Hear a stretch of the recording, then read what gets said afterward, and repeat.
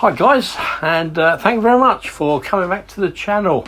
Hope you enjoyed the video, and let me know in the comments and all that. It would be great if you subscribed if you haven't already.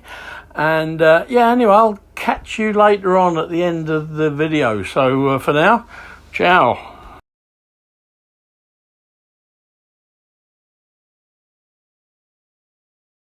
So what do you think the objective is now after seeing so much destruction there? What, Israelis' objective? You mean? Yeah. I would think still find a way of getting rid of Hamas. But you've already admitted that that's one of those objectives that are just it's going to be very difficult, yeah. Yeah. Well, if they can't bomb the place, you know, the only way is to go in, and that's going to cost them too many lives. So I don't know. What do you think of British and American? You're British yourself, right? I am, yeah. So what do you think of Britain's involvement in Israel when we're seeing headlines like 1 in 5 people are skipping meals in the UK? Like we can barely even survive, or not survive, but maintain our own lifestyles. I think we've had enough experience of going into wars, Iraq, what do you think Afghanistan. Then, you know, we, as far as I'm concerned, we should not be going in what's the word? Going in with Israel is not the right thing. But I don't think we should be back in Israel to the point we are. Did you see that clip just recently? I think it was like 2 or 3 days ago. There was an interview of Joe Biden. And I mean, if we can take anything that these guys say seriously, but he was saying that in the first couple of weeks, he said that this is what the pro-Palestinian side has been saying for a very long time, that Israel carpet bombed Palestine. That's what they've been doing. No, that's an exaggeration. No, that's not right. But Biden actually said to Netanyahu, I told him, stop carpet bombing Palestine. That's not going to be the solution. So we're seeing a lot of those things that were said earlier on come to the fore now. And do you believe collective responsibility? You know, when you hold a country collectively responsible for the actions of a few, bomb them to smithereens, bomb them to the dark ages. Is that something that? That's not the right thing to do, no. So when people try justify that and say no, but we're trying to get Hamas, we're trying to get this boogeyman that apparently can't be got, some abstract boogeyman. How does that make you feel when Britain is arming such a endeavor and people? Do you think extremism will decrease, or do you think it's going to increase? I'm afraid I think it's going to increase. I'm afraid so. I don't want it to, obviously. I think you're right as well. But, you know, there's other things. I also don't agree with the way that that war was started. I think that I think Hamas was in the wrong doing that, starting it, and then followed by, I think Israel's been in the wrong since the way that they've been acting. So when do you think it started? I can't remember the exact. Was it October 7th? I'm sure the war started a lot before then. But you know, the main problem was it October 7th? Well, I mean, that's what the Israelis would have us believe. October the 7th. That's what they want to drill. However, it started obviously from 1947. Yeah. I understand that. Yeah. When it was written that, you know what, this is where you guys are gonna go. This is where they're gonna go. We're giving them a chunk of your land. Post Balfour Declaration, where some people have analysed that letter. I don't know if you've seen the Balfour Declaration. No. And then it starts with Dear Rothschild. And you've got the higher ups in the British establishment addressing a wealthy family man. Like, how can you know, if we were to gift each other stuff, if we were acquaintances, I'll give you maybe a box of Celebrations, maybe some perfume, maybe some socks. But here Rothschild's been gifted a country. Yeah. Which is, you're like, can you gift somebody a country when there's people living on there? And that's where it's really started. There was something called the Nakba, which was the forced expulsion of the Palestinians and the mass killing of Palestinians since then. I also have to say, I've been I don't mind moaning about my own government and the Americans for what they've been doing. But as I say, Hamas, as far as I was concerned, should not have gone in like they did on the 7th of October. And also, I'm concerned about the hostages. I'm not happy with the way that the hostages have been treated. I agree with you. I'm worried, I'm worried now that they don't want to give I'm worried that they don't want to give the hostages back now because I'm concerned about torture on both sides. There's going to be some hostages going back with some possibly. Is this the reason why neither side wants to really give hostages back? Is it because the signs of torture are going to be there? I mean, if we look at the evidence so far, because obviously we're taking whatever we see from the media and from the studies that are there at the moment, when we compare hostages coming out of both countries, when we see hostages coming out from Palestine, they seem to be fine and in good health. But when we see hostages coming out of Israel, we see them very scrawny, very thin, food, water deprived. I can't say that. I haven't seen that. So. And there's another that maybe you could search up. It's called Sidi Timan camp, in which it was all over the news, the New York Post, CNN, BBC.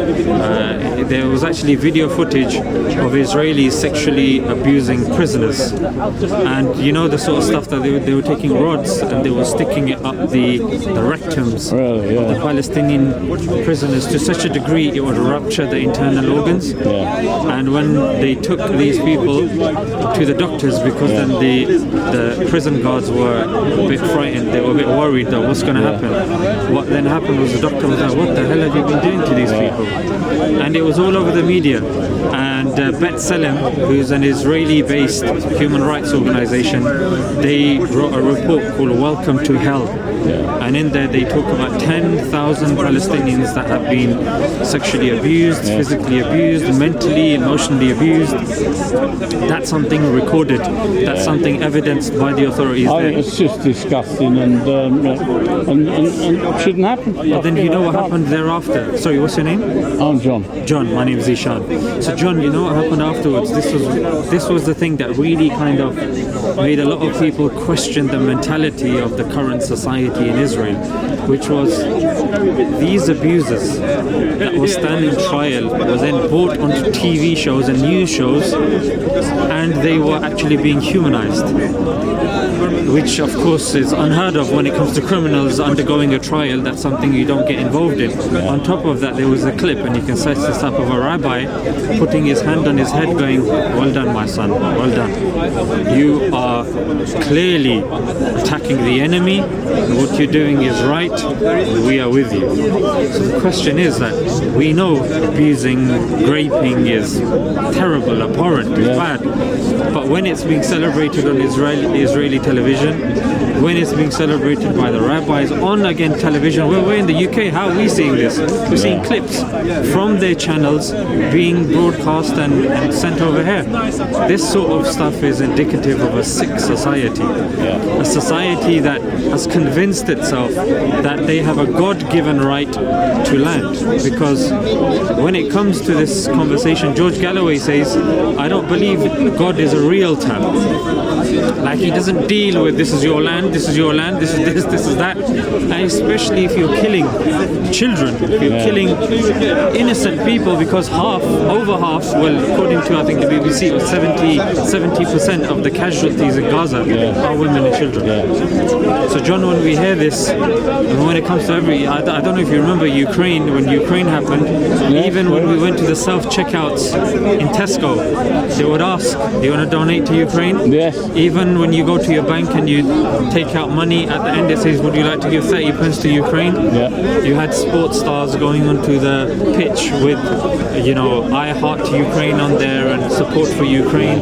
So there was all of this, support for Ukraine. However, when it comes to Palestine, if I was to ask you, John, which high-profile celebrity or even politician would you say that has stood up for Palestine that comes to your head? George. Can't think of his surname. I'm sorry, I do suffer a little bit of dementia, and it stops me thinking. George. I can't bear with you, no problem. I can't think of his. Is it George Galloway? Yeah, it's George Galloway for one. Really, he's the only one that comes to mind at the moment. But then again, there's not that many on the right, if you call it the right of centre, let's say. There's not many people that have come out for that. Okay, you got the farmer guy and a couple of others, but again, they're all keeping what they think to themselves, aren't they? And they're not coming out on either side, I don't think. I think the Israeli lobby, especially when it comes to the UK, more so with the US, is very influential and it's very powerful. If you look at some of the major institutions here, the gatekeepers of the data are Israeli companies. Whether you look at Nice Systems, whether you look at Celebrite, whether you look at many others as well. And looking after the Ministry of Defense data, police data. I mean, Nice Systems and Celebrite. If you were to, God forbid, get stopped in the street by the police and they check your phone, for them to break into your phone, they'd have to use a couple of software, Celebrite and Nice Systems. What they've just done to Tommy Robinson, isn't it? Well, Tommy Robinson, I think he was incarcerated because he was, one of the reasons was when the whole grooming thing was going on, he was trying to get to America with a false passport another time. Which he shouldn't have done. Yeah. And then he was trying to interfere in a trial, a grooming trial, and he was, I think, the victims had been waiting months for it to go to trial, and he just turned up with a camera to record for his documentary. That's not why they took his phone, though. They took his phone when they arrested him for contempt of court. Yeah. And that's when they insisted on taking his phone. Yeah. And because he wouldn't give them the phone, they then arrested him, or they're going to arrest him on terrorism charges. Which is ironic, So he's no terrorist, is he? So whatever you think of him. So they use Celebrite and they use Nice Systems to even break into access Tommy Robinson's phone if he doesn't get the password. It's ironic you brought Tommy Robinson because Tommy Robinson is, of course, heavily funded by certain Israeli think tanks. By Israel. Yeah. So, and the EDL, the English Defense League. Yeah, I'm not saying he's not, but I presume that the Palestinian side will be well funded as well. So, what do you think's wrong by Tommy Robinson getting funded by the Israelis or anybody else? Why do you think that's wrong? I think it's wrong when you're trying to do a sleight of hand. So when you claim to be putting the British people first, standing up for the British people, then you should stick by your words. And you should be sticking up for the British people without letting foreign interference guide your direction in different ways. Yeah. With Palestinians, is there any proof? Is obviously proof he's taking money, let's say, from the Israelis. Is there anything he's doing? Do you think there's something he's doing for them for that money, or I haven't seen anything that he's doing for the Israelis? So the EDL, you're familiar with the EDL, yeah? English Defense League. Yeah, if you go back 10 years, yes. Yeah, but what's interesting, because obviously he was a founder of that, one of the founders of that. Did you know what the initial name of the EDL was? No, I don't. It was English and Jewish Defense League. Okay. So that's how it started. Yeah. It was not particularly putting the interests of the Brits forward. Now, if you want to do that, like the Trump slogan, "Make America Great Again," it should be "Make America Great Again," not "Make America and Israel Great Again." Do you see? Yes, I understand that. Yeah, so if you've got certain people that come along and say, "Look, we are all for America and Israel," it's clear. It's clear what your mentality is. The ADL, of course, are lovely. Should we be going back that far? I mean, lots of people make mistakes. You know, he was a football hooligan maybe 15, 20 years ago, but I've done a lot of things in my life. I'm 76 years old now. So if you go back to my younger days, I've done a lot of things that I'm not proud of. It doesn't make me a bad person now. And I think when you think of Tommy Robinson came out of the EDL, walked away from it because he didn't like where it was going. It was racist, which I believe he's not. I've not heard anything come from Tommy Robinson that says he's racist. Nothing at all. But he probably was in those days. But that's 10 years ago. I don't think we can pull him to bits now for what he did 10 years ago.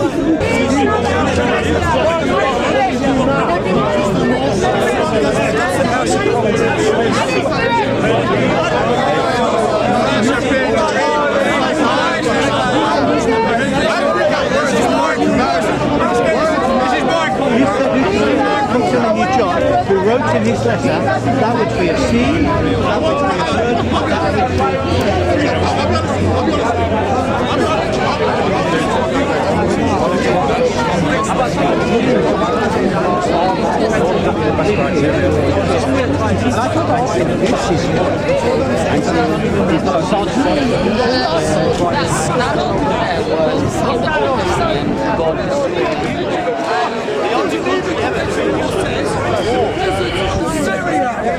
You shouldn't be in the European Union. I'm glad you aren't allowed in. You're third world. Israel's there to stay. Just read the Quran or the Jewish Torah or the Christian Gospels against God's prophecies, but you won't succeed. Where are you from? Jolly good. Jolly good. You could join Hamas. They'd love you. Yeah. So now's the peace deal in Gaza. Since Yahya Sinwar organised an attack in Israel on October 7th, 2 years ago, is Gaza a better place under Hamas or a worse place under Hamas? I'll tell you, Gaza, 60% of their buildings are destroyed. Life under Hamas is not made life better, it's made it worse. Get democracy. In Gaza, they can't get rid of Hamas because Hamas don't allow elections. Hamas can be as bad as they like, but they can't lose an election because they don't have elections. Democracy is always best.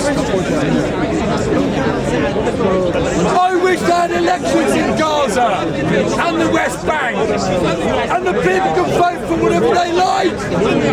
If they want to vote for Hamas, they can. If they want to vote for something nicer, they can. Pardon? That's right, and it's still a hellish place to live. That's right, yeah. Compare life in Gaza to life in Israel. Why does God not help the people of Gaza? Why does God not help the people of Gaza? Palestinians have to prove themselves.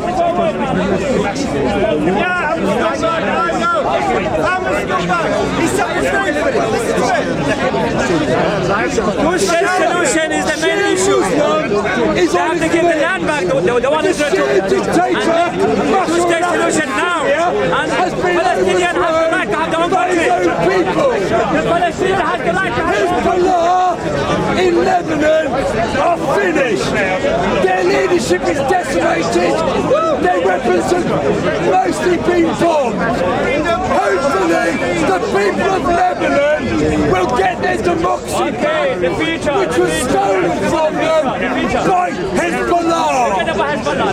The people of Lebanon are nice people, but the Shia Hezbollah have ruined Lebanon. California fire. What do you think? Yes! Whose side was gone on in the recent conflict? Israeli Defence Force or Hamas fighters? Well, quite clearly, Israeli army's done a much better job of protecting its people than Hamas does of protecting its people.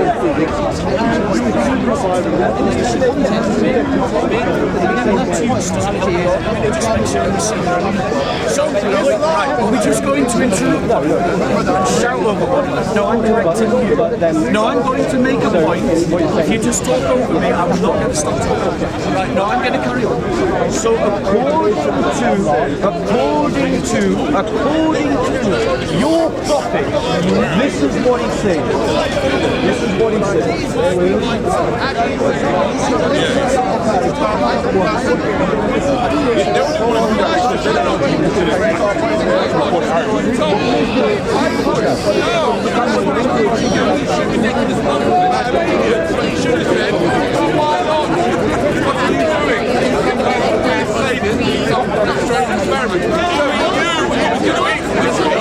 Don't do it anyway, right? Because he created us like that, so he knew exactly what was going on, right? And then he decided to punish every man and woman until the end of time for this act that he knew was going to happen, right? He got down from two open legs. He cannot be God. Okay, brilliant. You understand? You understand what I said? Look at me, look at me. Don't look around. Look at me. To catch you up when I've reached you right now. Speak. Do you believe in the We believe in the scripture, which is the prophet, the messenger of God, and the scripture which God revealed to us. No, I don't think Jesus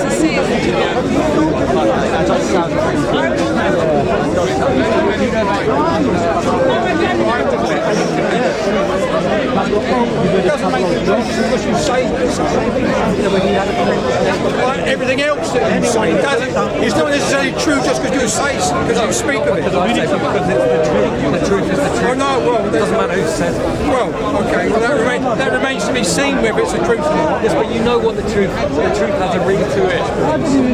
Oh, yeah, well I know the truth doesn't. Your conscience says, yes, that's right. No, my conscience says, is that right? Yes. Yeah, okay, and that is an open question. Is Islam right? Is Islam? Is it right to have Islam? I'm a Muslim. I'm an English Muslim. So what are you going to do about that? Is it right? Yeah. Being English Muslim? Yeah. Is that what? Yeah. That's my liberty, right? That's my liberty that you want to go and have some sort of ding-dong with Li Xiaofi in China, right? What about preserving my liberty? Don't be a hypocrite. You're preserving my liberty. You don't want Starmer to trade Lee, whatever his name is, Lee P, Lee Poo. Who fucking cares? I don't care.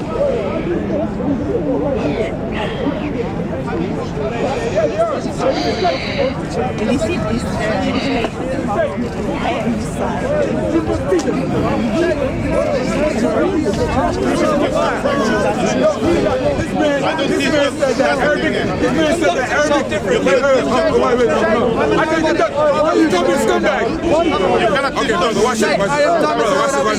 This sheikh right here said that Arabic is the oldest language, right? Then I asked him, what language did Abraham speak? He says, oh, he didn't say that. You get what I'm saying? You're a man. Is it okay for them to lie? Don't try to add homonym. Huh? Is it okay for them to lie?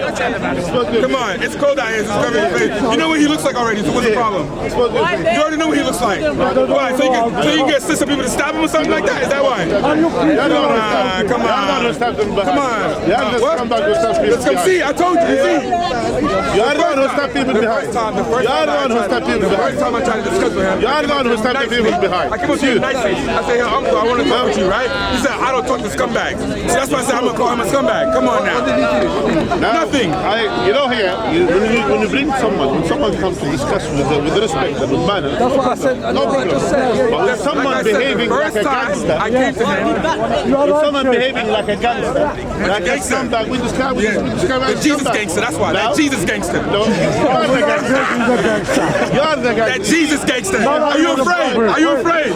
Come on, don't be afraid, uncle. You're supposed to teach me. Which Quran do I read from? Afraid of what? Uncle. You are no one. You are no one. You are I know I'm not. I know I'm not. You are no one. Jesus is to be afraid of Jesus is I came here to be afraid. Listen, if I want to be afraid, I need to be afraid from someone. You are no one.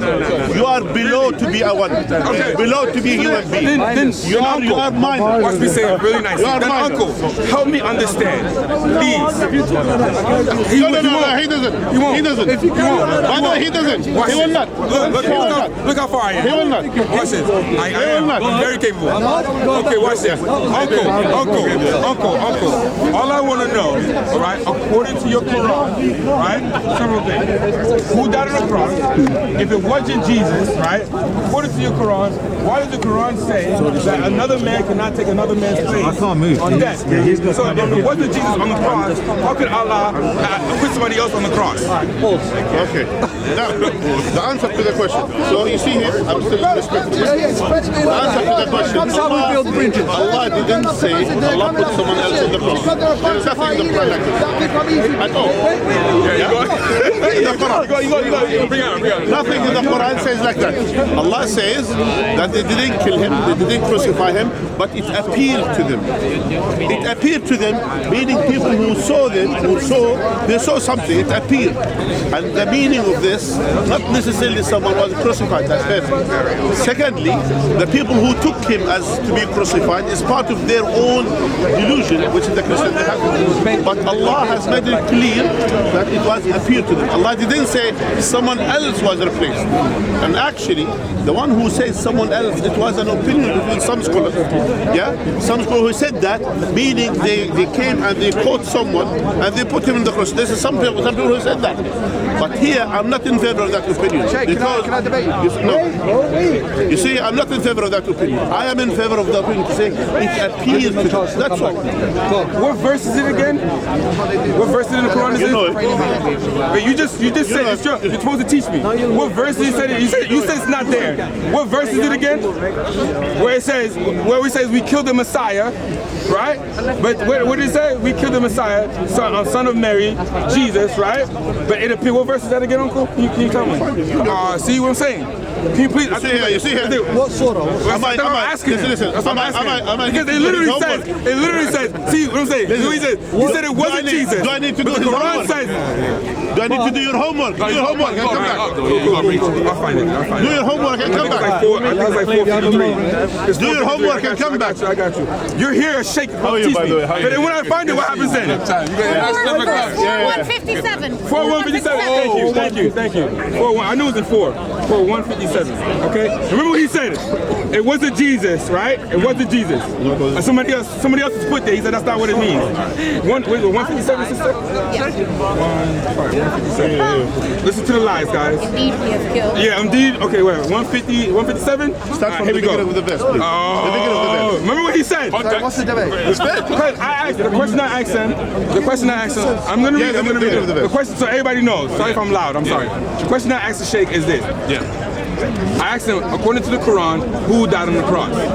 If it wasn't Jesus that died on the cross, then why does the Quran say it appeared and another was put in his place? He says the Quran doesn't say that.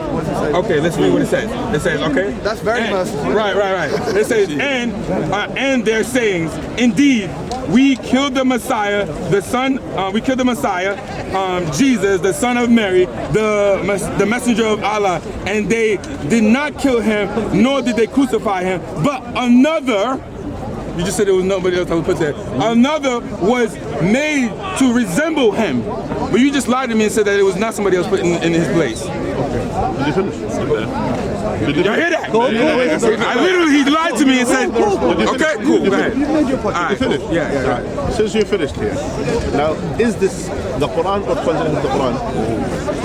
You want to get in Arabic? He wants the Arabic. He wants the Arabic. Okay, let's get the Arabic. You're gonna read because I can't read Arabic. This is what they do. First he said. My bad. Let's read it again. Right? Calm down. First, remember, it's recorded. First he said, sorry I'm so loud, guys. Sorry I'm so loud. Just be yourself.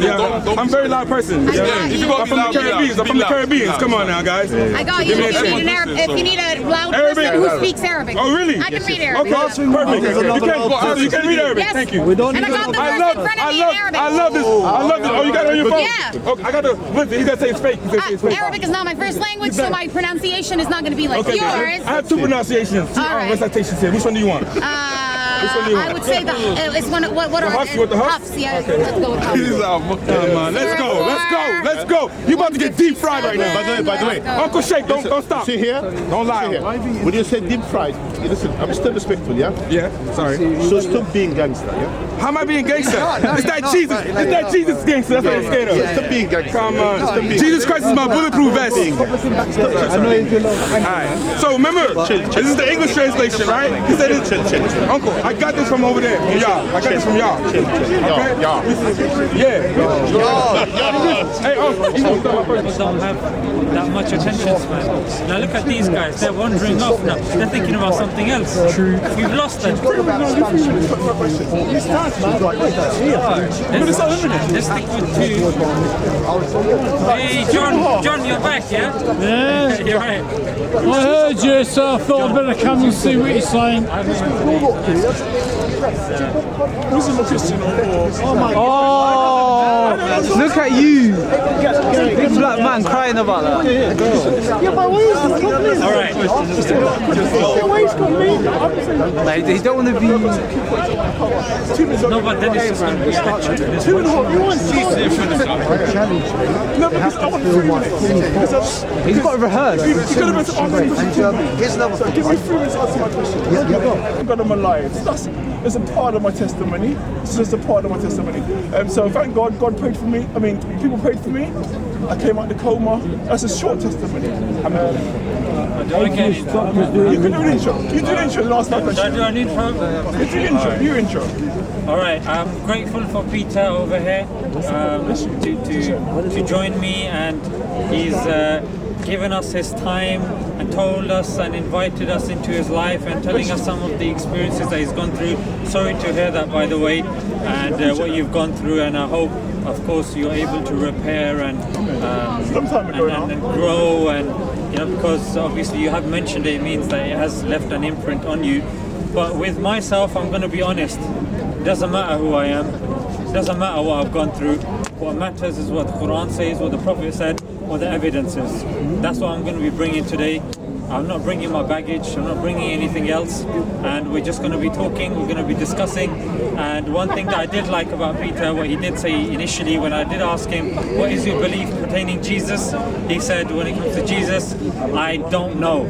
I say he's the Son of God, but I don't know if he is God or that. And there was somebody with him, and he said, look, is he God or not? And he said, look, I don't know, I'm looking into it. So when he said that, I said, you know what, I respect that. If he doesn't know, he doesn't know.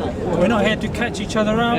Obviously the scriptures are very big, they're very vast, and we're here to learn from each other, benefit each other. and inshallah, God willing, this is of benefit to you guys. That's nice point. Yes, I say. I'm just going to come back on that slightly. I do know God. Okay, I do know God. God has spoken to me. There's the time. Okay. God has spoken to me, so I've heard God speak to several different occasions. I know God. Okay. I know He's a Son of God. He's clear from Scripture, and I read the Scriptures, so there's no baggage here, by the way. I do read the Bible, so I'm going to focus on that. Okay, so let's do my best. So,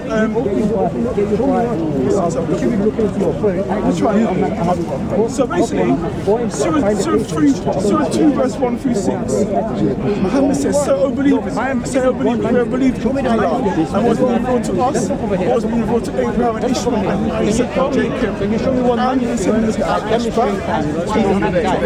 Quran was given to Moses and Jesus, and all of the manuscripts made no distinction between any of them, and we are Muslims in submission to him.